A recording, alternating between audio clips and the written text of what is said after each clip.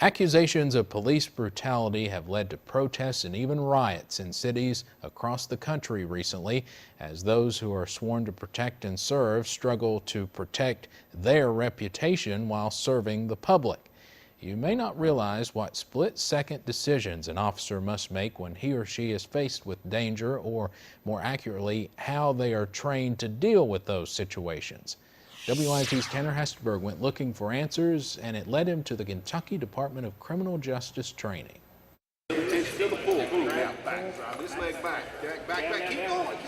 More than 10,000 law enforcement officers come every year. Tell the suspect what you want them to do. They include city police officers, sheriff's deputies, security guards, and even coroners, learning techniques that will hopefully come in handy when someone they're trying to question or arrest turns hostile. Travis Tinnell is supervisor of defensive tactics and physical training here at the Kentucky Department of Criminal Justice Training in Richmond.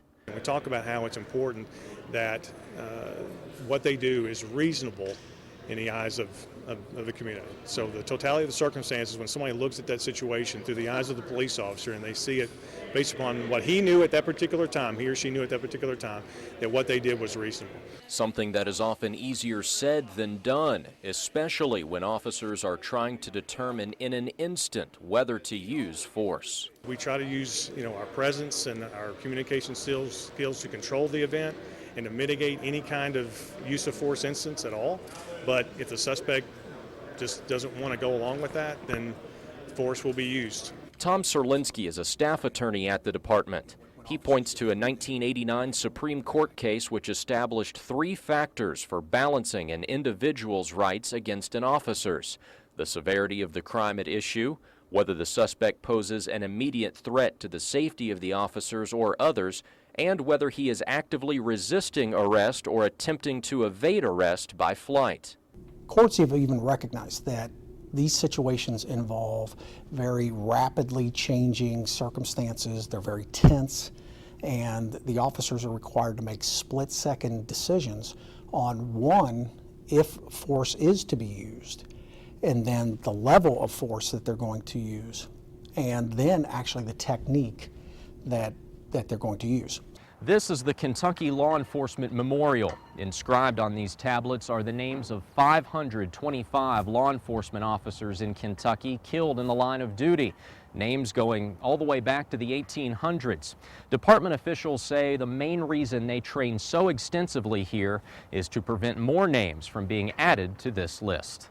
And to show how easily a situation can escalate, instructor Jeff Knox simulates what should be a routine traffic stop. Driver, go ahead and place your hands on top of the steering wheel for me.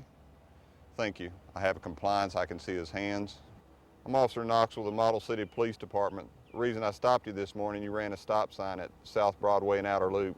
Have any reason for that? Didn't see it? Okay. Before reaching for it, where do you keep your driver's license? In my wallet. In your wallet? If you would slowly reach and get that for me, please. The driver pulls a gun on Knox. Now from here, the officer has one choice: get out of here, okay?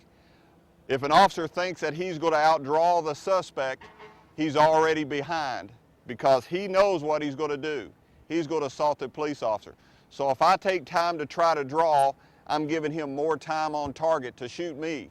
It's one thing to train for a situation like this, but can you ever be fully prepared for dealing with a situation where somebody draws a weapon on you?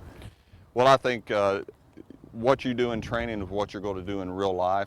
But unlike training, real life does not offer second chances, meaning officers have one opportunity to make the right decision when their life and the lives of others depend on it. In Richmond, Tanner Hesterberg, WYMT Mountain News. A report from the FBI indicates 51 law enforcement officers died in the line of duty last year. Only 5 of them were able to fire a shot in defense of their own life.